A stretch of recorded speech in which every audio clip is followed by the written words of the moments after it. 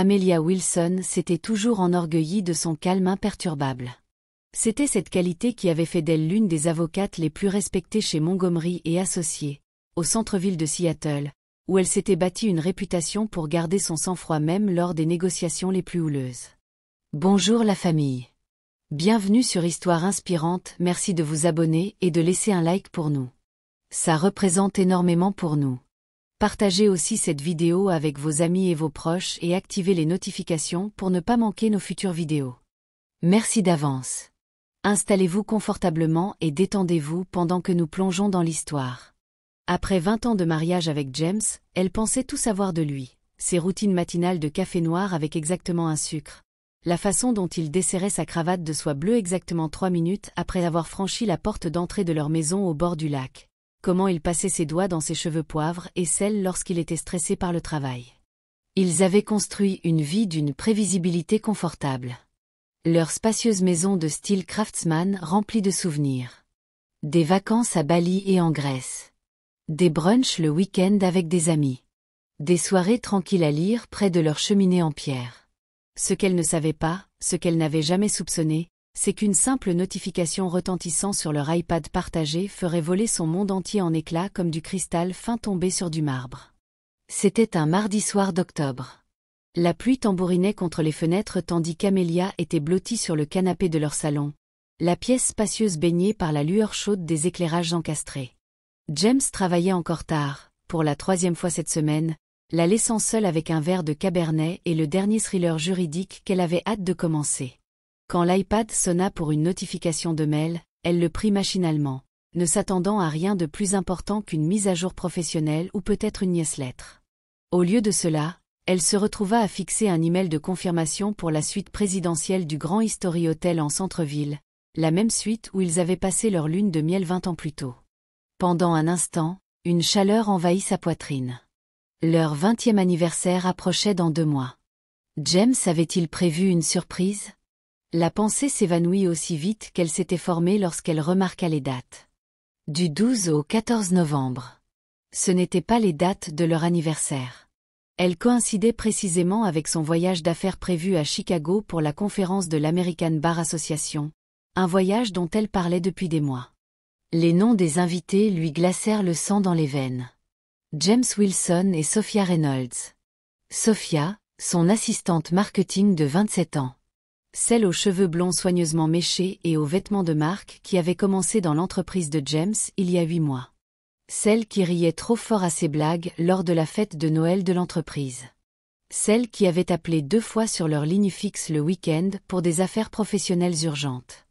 Les pièces s'emboîtèrent avec une clarté dévastatrice. Non, murmura-t-elle à la pièce vide, sa voix semblant étrange et lointaine. Non, non, non. Son premier instinct fut de l'appeler immédiatement, de crier et d'exiger des réponses. Ses doigts tremblants planaient au-dessus de l'écran de son téléphone. Mais quelque chose, peut-être 20 ans de formation juridique, peut-être l'instinct de survie, l'arrêta. Amelia prit une profonde inspiration, posa soigneusement l'iPad et se dirigea vers la cuisine où elle se versa un autre verre de vin. Elle le but, debout au comptoir, regardant le jardin détrempé par la pluie où ils avaient renouvelé leurs vœux pour leur 10e anniversaire. Quand elle reposa le verre vide, ses mains étaient à nouveau stables. L'épreuve d'abord, se murmura-t-elle, l'émotion ensuite. Au lieu de confronter James immédiatement, Amelia se ressaisit.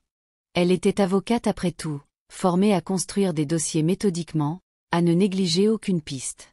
Au cours de la semaine suivante, elle découvrit tout en maintenant une performance de normalité digne d'un Oscar. Elle engagea un détective privé qui documenta des déjeuners et des baisers volés dans des parkings. Elle éplucha leurs relevés financiers, trouvant des dépenses pour des bijoux et des dîners qui ne lui étaient jamais parvenus.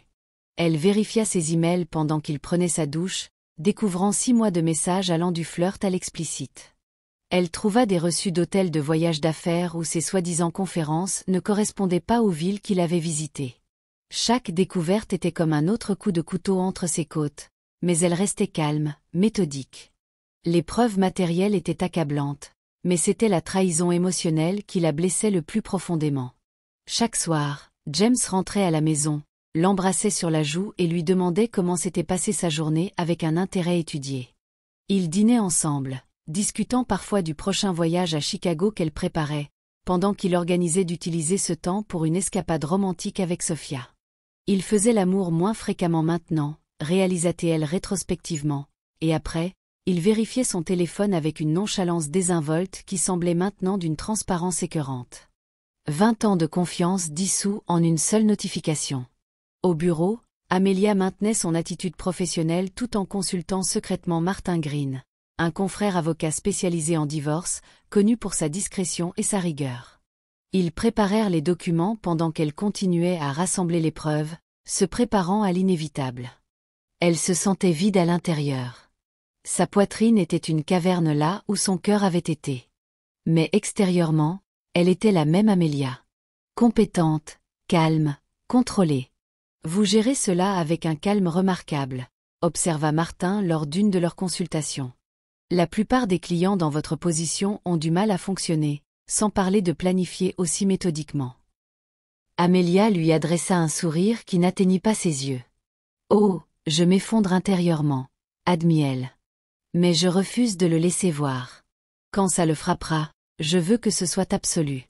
Aucun avertissement, aucune chance de préparer ses défenses. Exactement comme le moment où cette notification de mail a changé ma vie. Au fil des jours, Amelia découvrit qu'elle avait un talent pour compartimenter qu'elle ne s'était jamais connue auparavant. Elle pouvait examiner les statuts de divorce le matin, plaider une affaire l'après-midi, et préparer le dîner avec James le soir, tout en portant le poids de son mariage brisé comme une tumeur secrète grandissant en elle. Elle l'observait attentivement pendant ces moments. Cet homme qu'elle avait aimé la moitié de sa vie, essayant de réconcilier le James qu'elle pensait connaître avec l'homme capable d'une tromperie aussi calculée. Parfois, le surprenant en train de faire défiler son téléphone avec un sourire privé, elle ressentait une rage si pure qu'elle l'effraya. D'autres fois, le regardant dormir à côté d'elle, le profil familier qu'elle avait mémorisé au cours d'innombrables nuits, elle ressentait un chagrin si profond qu'elle devait s'enfermer dans la salle de bain pour étouffer ses sanglots. La veille de leur rendez-vous prévu, Amelia fit ses valises pour son voyage à Chicago pendant que James lui donnait des conseils distraits sur la météo là-bas. La normalité de la scène était surréaliste.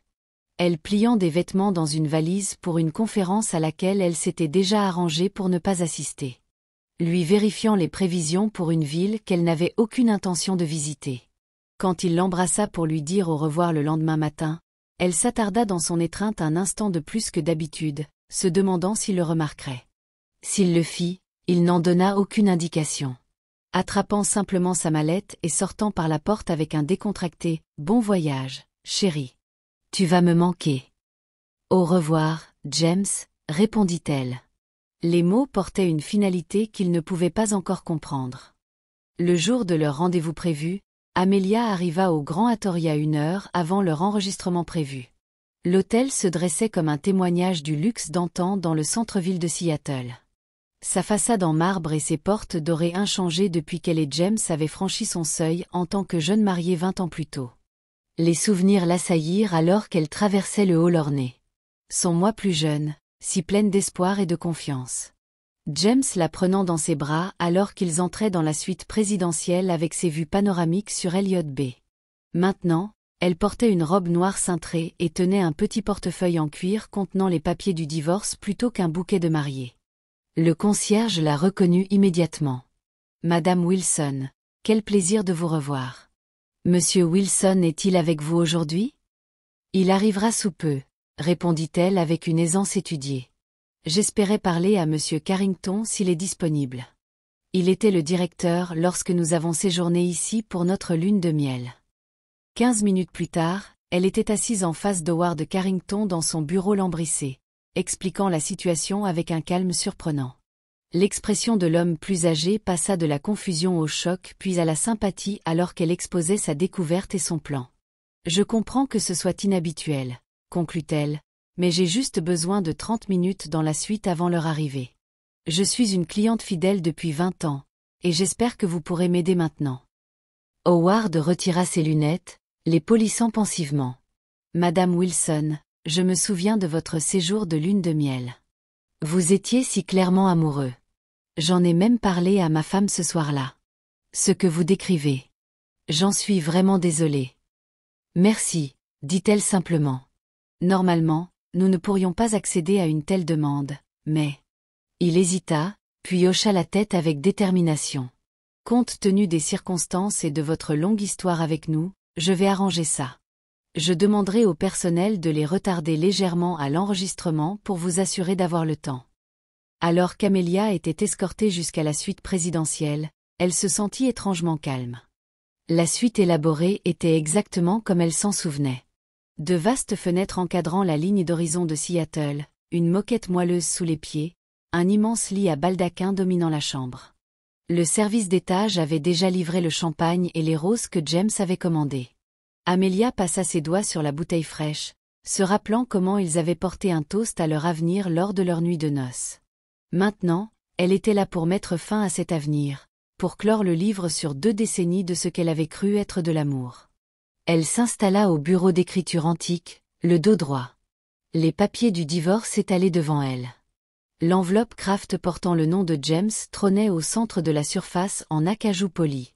Elle pouvait entendre son pouls dans ses oreilles alors qu'elle attendait, examinant une dernière fois les preuves de la trahison sur son téléphone. Photo de James et Sophia entrant dans un autre hôtel le mois dernier. Relevé de cartes de crédit montrant des dîners auxquels elle n'avait jamais assisté. Messages textes récupérés de leur stockage cloud partagé. Les minutes s'écoulaient avec une lenteur exquise. Quand la porte s'ouvrit enfin, elle entendit d'abord le rire de Sophia. Léger, jeune, excité, suivi du ton plus grave de James. « Attends de voir la vue d'ici. C'est incroyable. »« Tu me gâtes, » répondit Sophia, sa voix baissant jusqu'à un ronronnement suggestif. « Je n'arrive pas à croire que tu aies fait tout ça. »« Seulement le meilleur pour toi, » répondit James. Et Amelia pouvait entendre le sourire dans sa voix. La même voix qui avait promis de l'aimer et de la chérir jusqu'à ce que la mort les sépare. Elle entendit le roulement des bagages, le bruissement des sacs de course, le son de James faisant visiter à Sophia le salon de la suite. « La chambre est par ici, » disait-il. « Je leur ai fait préparer quelque chose de spécial. » Quand ils entrèrent dans la chambre, le champagne était déjà au frais. Des pétales de rose formaient un chemin vers le lit, mais au lieu de la scène romantique que James avait arrangée, ils trouvèrent Amelia assise calmement au bureau d'écriture. Le moment s'étira en longueur, James figé dans l'embrasure de la porte, Sophia les yeux écarquillés derrière lui, Amelia les regardant tous les deux avec un détachement froid. « Amelia !» James réussit enfin à articuler, son visage blêmissant si rapidement qu'elle pouvait presque voir le sang se retirer. « Quoi ? Comment ? » « Bonjour, James, » dit-elle, sa voix stable malgré le volcan d'émotions qui menaçait d'entrer en éruption à l'intérieur d'elle. Son regard se déplaça vers Sophia, qui eut la décence d'avoir l'air mortifiée, une main manucurée couvrant sa bouche sous le choc. « Vous devez être Sophia. Je n'ai rien entendu à votre sujet. » Sophia regarda frénétiquement entre eux, la réalisation se dessinant sur son visage. « Vous êtes ça. Je pensais que vous étiez à Chicago. » « Visiblement, » répondit sèchement Amelia. « Ce n'est pas ce que tu crois, » commença James, s'avançant, les bras tendus dans un geste d'apaisement. Sa cravate, la bleue qu'elle lui avait offerte à Noël dernier, était déjà desserrée à son cou. « Non, parce que ça ressemble à mon mari depuis 20 ans qui prévoyait de passer 3 jours romantiques dans notre suite de lune de miel avec son assistante de 27 ans pendant que j'étais censée être hors de la ville. » Le ton d'Amelia restait conversationnel, presque curieux, comme s'il discutait de quelque chose d'aussi banal que des plans pour le dîner. « Ça ressemble à vous qui me mentez en face depuis au moins 6 mois tout en planifiant des rendez-vous élaborés dans des hôtels de luxe. Ça ressemble à vous qui avez dépensé plus de 30 000 $ de notre argent en cadeaux et escapades pour Mademoiselle Reynolds ici présente. » L'expression de James s'effondra. « Amelia, s'il te plaît. J'ai pensé qu'il était approprié de vous les remettre ici, » dit-elle, le coupant et faisant glisser l'enveloppe Kraft sur l'acajou poli. « Les papiers du divorce. Déjà déposés ce matin. » Sophia recula d'un pas, puis d'un autre. Son visage un masque d'horreur. « Je ne. Il m'a dit que vous étiez séparés, que vous aviez un arrangement. » « Vraiment ?» Amelia haussa un sourcil. Sans surprise. « Eh bien, ça fait une personne de plus à qui il a menti. » Elle se leva, lissant sa robe. « Je vais vous laisser discuter de ça. J'ai déjà fait mes valises et déménagé mes affaires dans l'appartement que j'ai loué la semaine dernière. J'ai pris des dispositions pour que l'hôtel facture ceci sur votre carte de crédit personnel. James. Les serrures à la maison sont changées. Sophia s'enfuit immédiatement, attrapant son sac à main de créateur là où elle l'avait posé sur le lit. Je suis tellement désolée. Je n'avais aucune idée, balbutia-t-elle en passant rapidement, ses talons au cliquant frénétiquement sur le marbre de l'entrée. La porte de la suite claqua derrière elle, laissant mari et femme seuls dans la pièce où leur mariage avait commencé. James resta figé, l'enveloppe intacte sur le bureau. L'énormité de ce qui se passait semblait le frapper par vagues, chacune le laissant plus dévasté que la précédente. « Amelia, murmura-t-il, sa voix brisée. On peut en parler. On peut arranger ça. 20 ans. Il n'y a rien à expliquer, l'interrompit-elle en se levant. J'ai vu les textos, James. J'ai vu les photos. J'ai suivi l'argent. Votre assistante n'est pas la seule à savoir comment monter un dossier. Il s'affaissa sur le bord du lit, la tête dans les mains. Je n'ai jamais voulu que ça arrive. Ça, elle était là. Elle m'admirait. Elle me faisait me sentir jeune à nouveau. C'était stupide et égoïste et tu pensais que tu ne te ferais pas prendre, termina Amelia pour lui. Tu pensais que j'étais trop confiante, trop occupée par ma propre carrière pour remarquer. Ou peut-être que tu ne te souciais tout simplement pas assez de ce que ça me ferait. Ce n'est pas vrai, protesta-t-il, levant les yeux rougis. Je t'aime, Amelia. Je t'ai toujours aimée. Si c'est ta définition de l'amour, je n'en veux pas. Elle prit son sac à main, prête à partir. Martin Green s'occupera du divorce de mon côté. Je te suggère de trouver rapidement un avocat. J'ai tout documenté. Alors qu'elle se dirigeait vers la porte, James s'effondra dans un fauteuil. L'ampleur de ce qu'il avait perdu le frappait enfin. Le puissant directeur marketing, toujours en contrôle, avait l'air complètement brisé. J'ai gâché 20 ans, murmura-t-il. Pourquoi? Amelia s'arrêta sur le seuil, s'autorisant un dernier regard sur l'homme avec qui elle avait construit une vie. C'est une question que tu aurais dû te poser avant, pas après. La porte se referma derrière elle avec une finalité silencieuse. Dans l'ascenseur, elle garda son calme, hochant poliment la tête aux autres clients. Ce n'est que lorsqu'elle atteignit sa voiture dans le parking souterrain qu'elle s'autorisa à craquer. De grands sanglots haletants qui semblaient venir du plus profond de son être. Elle pleura pendant 20 minutes d'affilée, pour l'amour qu'elle avait perdu, pour l'avenir qui ne serait jamais. Pour la trahison qui avait réécrit son passé. Puis elle essuya ses yeux, remit du rouge à lèvres et conduisit jusqu'à son nouvel appartement de l'autre côté de la ville. Demain serait le premier jour de sa nouvelle vie, et elle y ferait face avec la même force qui l'avait aidée à traverser aujourd'hui. Les suites de ce jour à l'hôtel Grand Atoria se déroulèrent comme un ouragan au ralenti, laissant derrière elle destruction et transformation à parts égales. Pour Amelia, les mois qui suivirent furent un exercice de reconstruction de sa vie, pièce par pièce. Elle se jeta dans son travail, canalisant sa douleur vers le succès professionnel. Les associés de Montgomery et associés remarquèrent sa concentration et son dynamisme renouvelé, lui offrant des affaires plus prestigieuses et finalement une promotion au rang d'associé senior. Son bureau, autrefois décoré de photos d'elle et de James, présentait désormais de l'art abstrait et une unique photo de ses parents. Chaque matin, elle se levait à 5h30 pour courir le long du front de mer, regardant le soleil se lever sur Elliott Bay tout en poussant son corps à de nouvelles limites. L'épuisement physique, découvrit-elle, était un antidote efficace à la douleur émotionnelle. Sa vie personnelle se transforma tout aussi radicalement. La spacieuse maison au bord du lac où elle avait passé 20 ans fut vendue. Le produit de la vente fut partagé dans le cadre du règlement du divorce. À la place, Amelia acheta un élégant condominium en centre-ville avec des baies vitrées offrant des vues sur la ville qu'elle n'avait jamais appréciée auparavant. L'espace était tout en lignes épurées et mobilier moderne, rien qui ne lui rappelait son ancienne vie. Elle vida sa garde-robe de tout ce que James avait un jour complimenté, donna les livres qu'ils avaient lus ensemble, remplaça leur porcelaine de mariage par de la poterie artisanale d'un artiste local. Même son apparence changea subtilement. Elle coupa ses cheveux châtains en un carré élégant et investit dans une garde-robe qui lui semblait plus authentique, moins l'image soignée de l'épouse d'un cadre supérieur prospère. Amis et famille se rallièrent autour d'elle avec divers degrés de compréhension. Sa jeune sœur Olivia emménagea temporairement, apportant du vin et des plats à emporter les soirs où le chagrin prenait Amelia par surprise. Ses parents, divorcés eux-mêmes quand Amelia était en faculté de droit, offrirent sagesse et soutien pratique. Ses collègues maintinrent une discrétion professionnelle tout en s'assurant qu'elle ne soit pas seule pendant les fêtes. Même son instructeur de méditation modifia leurs séances pour aborder le traumatisme et la guérison. Mais sous ce réseau de soutien, Amelia se sentait profondément seule. 20 ans d'histoires partagées, de blagues privées et de souvenirs accumulés n'avaient pas de remplaçant.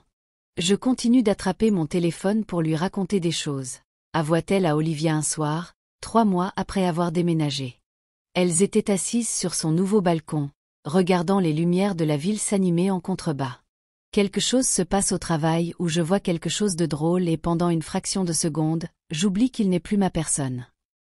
Olivia lui serra la main. Ça ne veut pas dire que tu as fait le mauvais choix. Ça veut juste dire que la guérison n'est pas linéaire. La procédure de divorce avança avec une efficacité clinique. James ne contesta rien, acceptant les termes proposés par l'avocat d'Amelia sans objection. Il signa la moitié de leurs actifs, accepta qu'elle garde l'intégralité de son compte de retraite, et la laissa même avoir la propriété de vacances en Oregon qu'ils avaient achetée 5 ans plus tôt. Son acquiescement aurait dû ressembler à une victoire, mais laissa plutôt Amelia vide. Elle s'était préparée à un combat, s'était armée de preuves et de stratégies juridiques, pour découvrir que son adversaire s'était déjà rendu. Par des amis communs, elle entendit des bribes de la nouvelle réalité de James.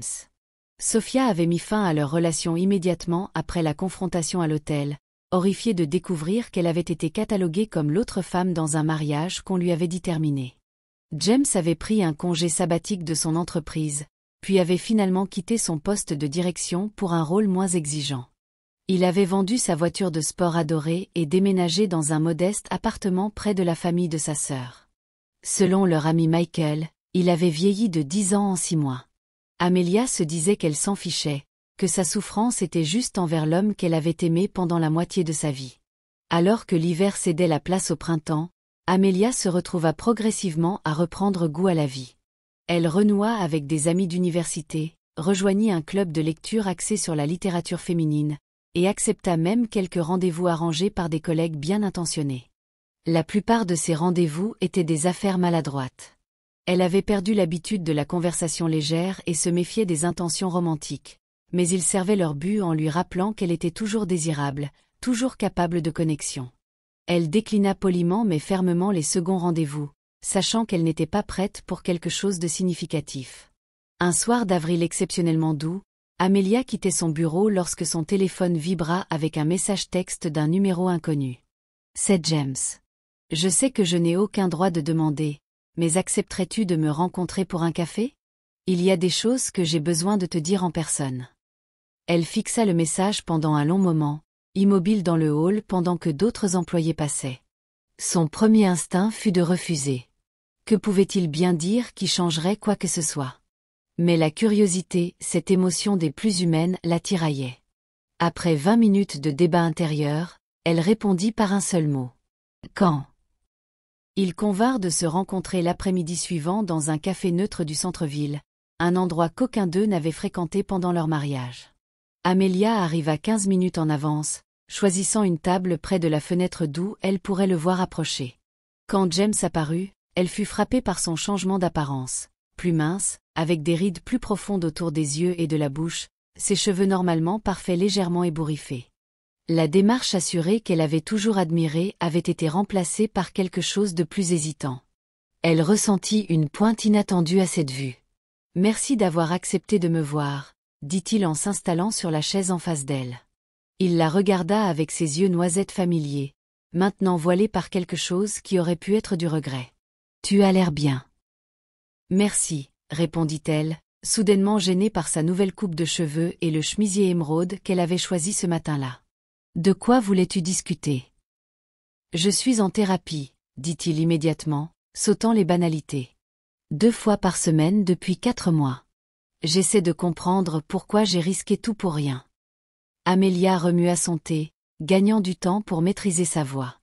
Et qu'est-ce que ton thérapeute t'a dit? Que je dois le découvrir moi-même, dit-il avec un petit rire sans humour. Mais je pense que j'ai enfin compris, l'insécurité. Le sentiment d'être invisible alors que nous nous concentrions tous les deux sur nos carrières. La peur de vieillir. Il leva les yeux, rencontrant directement les siens. Rien de tout cela n'excuse ce que j'ai fait. Amelia hocha la tête, surprise par sa perspicacité. Le James qu'elle avait connu aurait dévié, minimisé, trouvé des excuses. Cette franchise était nouvelle. Non, ça ne l'excuse pas. Je n'attends pas le pardon, continua-t-il, la voix étranglée par l'émotion.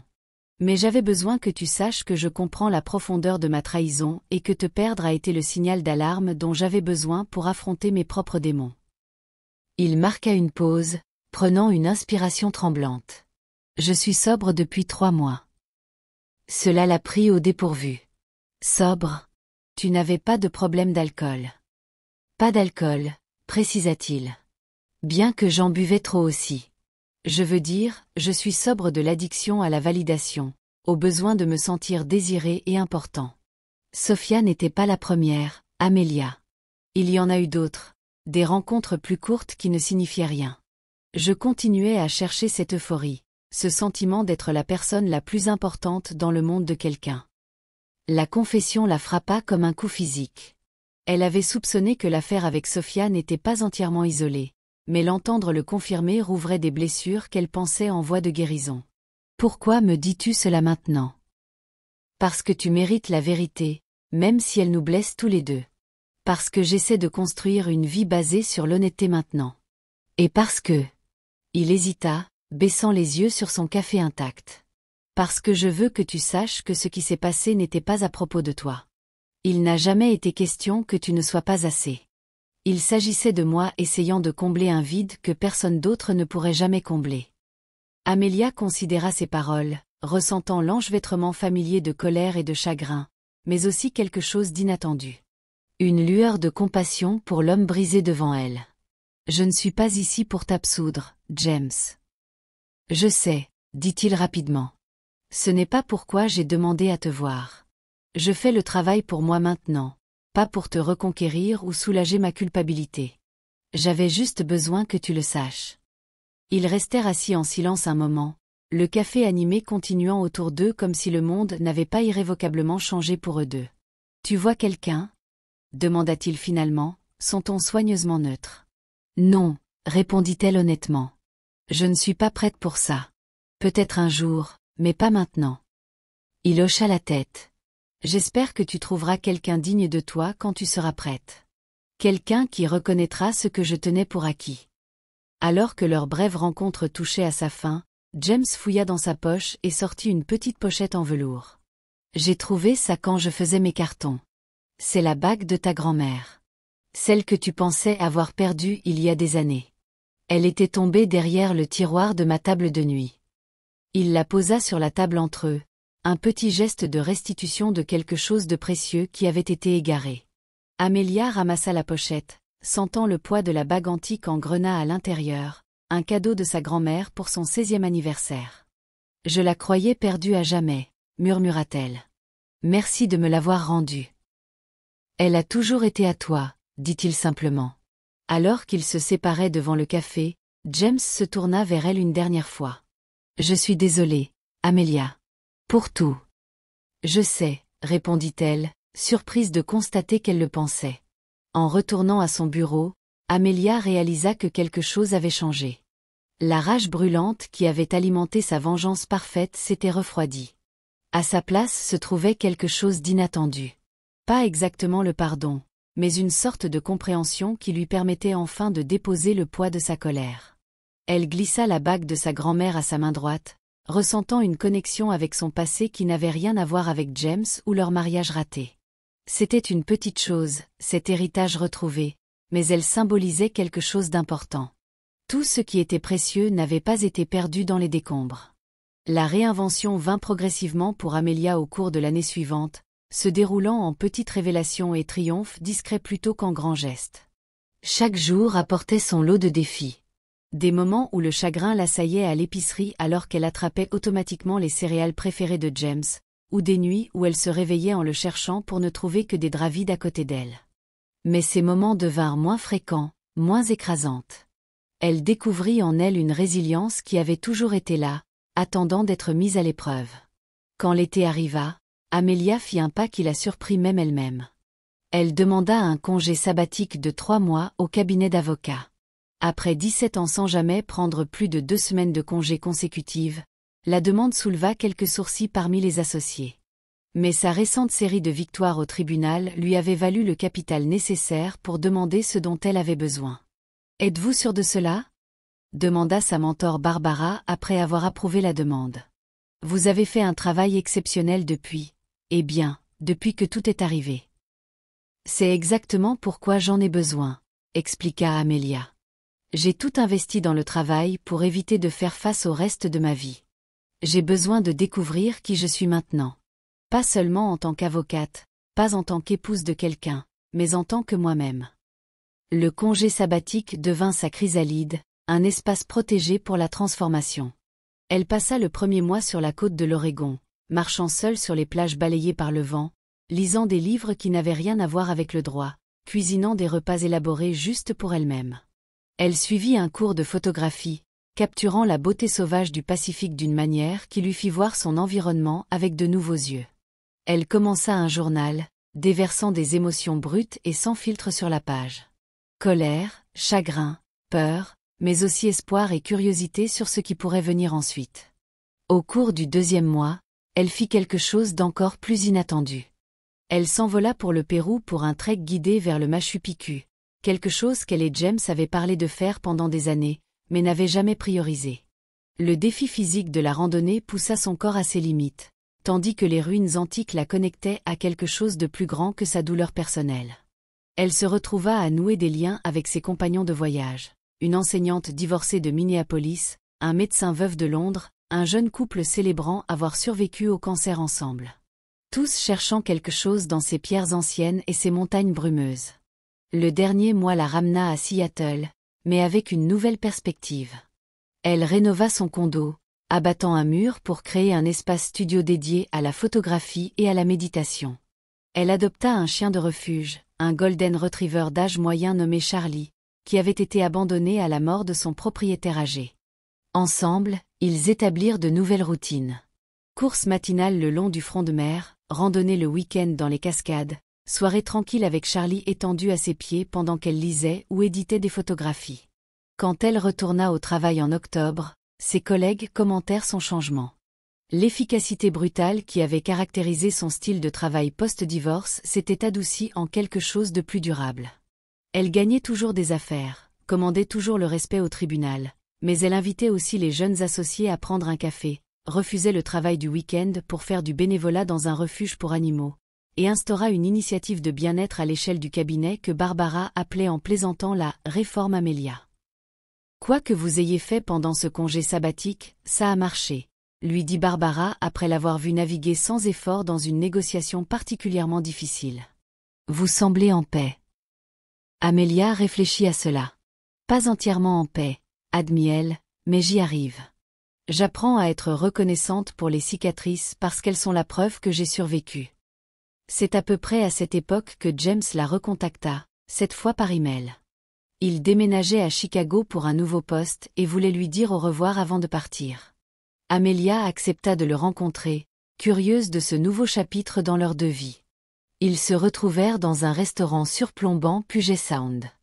Le soleil couchant jetait une lumière dorée sur l'eau. « Tu as l'air différente », observa-t-il après qu'ils furent assis. « Heureuse. »« J'y travaille », répondit-elle honnêtement. « Et toi ? Chicago est un grand changement. » « Un changement nécessaire, dit-il. Trop de souvenirs ici, bons et mauvais. J'ai besoin d'un nouveau départ professionnel et personnel. » Eh bien, il y a quelqu'un que je vois, une professeure à Northwestern. Nous nous sommes rencontrés lors d'une conférence au printemps dernier. C'est bien, dit Amelia, surprise de constater qu'elle le pensait. J'espère que ça marchera pour toi. Cette fois, je fais les choses différemment, dit-il doucement. Honnêteté totale dès le premier jour, thérapie régulière, fixer des limites avec le travail. Il sourit avec tristesse. Toutes les choses que j'aurais dû faire il y a 20 ans. Ils parlèrent pendant près de 2 heures, non pas comme des ex-conjoints ressassant de vieilles blessures, mais comme deux personnes qui s'étaient autrefois profondément aimées, reconnaissant les façons dont elles avaient toutes deux changé, s'étaient éloignées, puis avaient grandi à nouveau séparément. Quand le dîner se termina, ils marchèrent ensemble vers le parking, un silence étonnamment complice entre eux. Debout sous la lueur ambrée d'un lampadaire, Amelia entrevit l'homme autour duquel elle avait autrefois construit sa vie. Il y avait quelque chose de différent dans ses yeux maintenant, une humilité qui avait remplacé son ancienne confiance, une profondeur là où il n'y avait eu autrefois que de l'ambition. Pendant un instant fugace, elle se demanda ce qui aurait pu être s'il avait trouvé cette version de lui-même des années plus tôt. « Je veux que tu saches quelque chose », dit James doucement, son souffle visible dans l'air frais du soir. « Malgré tout ce qui s'est passé, malgré la façon terrible dont je t'ai fait défaut, t'aimer a été le plus grand privilège de ma vie. » Les mots restèrent suspendus entre eux. Ni une tentative de raviver la flamme, ni un plaidoyer pour le pardon. Simplement une vérité qui méritait d'être reconnue. « Nous avons eu de belles années », concéda Amelia, se surprenant de l'absence d'amertume dans sa voix. « J'espère que nous pourrons tous les deux nous en souvenir sans laisser la faim tout empoisonner. » Alors qu'elle rentrait chez elle le long des rues familières de Seattle, Amelia réalisa que la vraie liberté ne consistait pas à effacer le passé ou même à pardonner l'impardonnable. Il s'agissait de se réapproprier son histoire selon ses propres termes. La douleur que James avait causée ferait toujours partie d'elle, mais elle ne la définissait plus. La femme qui avait remis ses papiers de divorce dans la suite nuptiale avait été alimentée par une juste colère.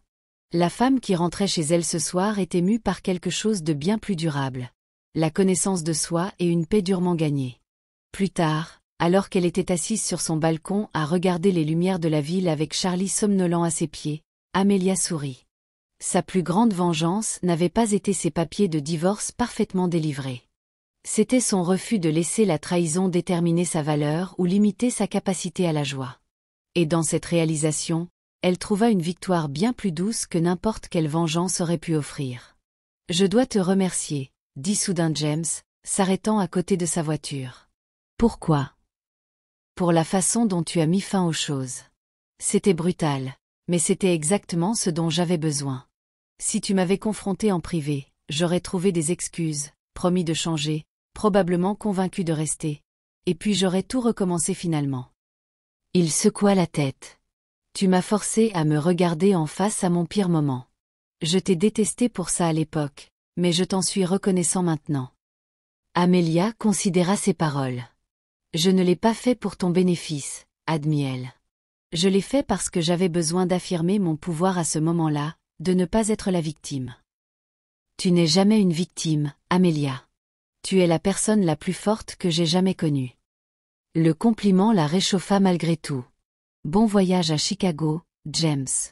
J'espère que tu y trouveras ce que tu cherches. »« J'espère que tu trouveras ce que tu mérites ici, » répondit-il. Et pour la première fois depuis la fin de leur mariage, son sourire atteignit ses yeux.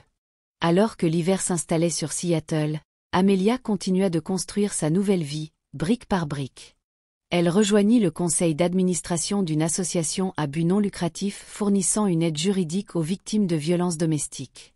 Elle encadra une jeune avocate prometteuse qui lui rappelait elle-même à 25 ans. Elle eut même quelques rendez-vous, aucun ne menant à quelque chose de sérieux, mais chacun l'aidant à se souvenir comment s'ouvrir à nouveau aux possibilités. Les fêtes approchaient, apportant avec elles une mélancolie familière. Ce serait son deuxième Noël sans James, sans leurs traditions et leurs souvenirs partagés. L'année précédente, elle avait travaillé pendant les vacances, acceptant chaque affaire supplémentaire et opportunité de bénévolat pour rester occupée. Cette année, elle décida d'affronter la saison différemment. Elle invita des amis à dîner dans son condo, prépara des biscuits avec les enfants de sa sœur, et installa même un petit sapin, non pas parce qu'elle se sentait festive, mais parce qu'elle se réappropriait ses traditions pour elle-même. La veille de Noël, elle reçut une livraison inattendue. Un colis de James contenant une première édition de son livre préféré, Ne tirez pas sur l'oiseau moqueur. La dédicace disait simplement « Certains trésors méritent d'être avec la bonne personne. Joyeux Noël, Jay. » Amelia passa le bout de ses doigts sur la couverture en relief, pensant au voyage qui l'avait amenée ici. 2 ans plus tôt, Elle n'aurait pas pu imaginer accepter un cadeau de James sans amertume. Maintenant, elle pouvait apprécier le geste pour ce qu'il était, non pas une tentative de raviver ce qui était perdu, mais une reconnaissance de la personne qu'elle avait toujours été sous les rôles d'épouse, d'avocate, de partenaire. Cette nuit-là, alors qu'elle était assise près de sa fenêtre, regardant la neige commencer à tomber sur les lumières de la ville, Charlie blottit à ses pieds. Amelia réalisa qu'elle avait franchi une étape importante dans sa guérison. La douleur n'avait pas entièrement disparu. Elle soupçonnait qu'elle ne le ferait jamais, mais elle s'était transformée en quelque chose qu'elle pouvait porter sans être écrasée par son poids. À sa place grandissait une nouvelle appréciation pour sa propre résilience, pour la communauté qui s'était ralliée autour d'elle, et pour la liberté de se définir selon ses propres termes. Ce n'était pas la vie qu'elle avait prévue, pas l'avenir qu'elle avait autrefois imaginé en marchant dans l'allée vers James, mais c'était authentiquement la sienne. Durement gagnée, imparfaite et de plus en plus précieuse. Alors qu'elle sirotait son vin et regardait les flocons de neige danser dans l'obscurité, Amelia ressentit quelque chose qu'elle avait craint de ne jamais retrouver, l'espoir pour ce que demain pourrait apporter. Quand le printemps revint, près de 2 ans après ce jour fatidique au Grand History Hotel, Amelia reçut une invitation au mariage d'un ami commun. Michael, qui avait fait partie de leur propre cortège de mariage, épousait enfin son partenaire de longue date, David. La célébration aurait lieu dans un vignoble à l'extérieur de la ville, et l'invitation indiquait clairement qu'elle et James étaient tous deux les bienvenus, bien qu'assis à des tables différentes. Amelia hésita, ne sachant pas si elle était prête à affronter une réunion aussi publique avec James ou les regards inévitablement curieux de leur cercle social commun. Mais elle tenait profondément à Michael et David. Et quelque chose en elle savait que c'était une autre étape qu'elle devait franchir dans son parcours de guérison. Quand elle confirma sa présence, elle ressentit un mélange d'anxiété et de détermination. Le jour du mariage se leva clair et chaud, les cerisiers en fleurs prêtant leur doux parfum à la brise. Et c'était magnifique.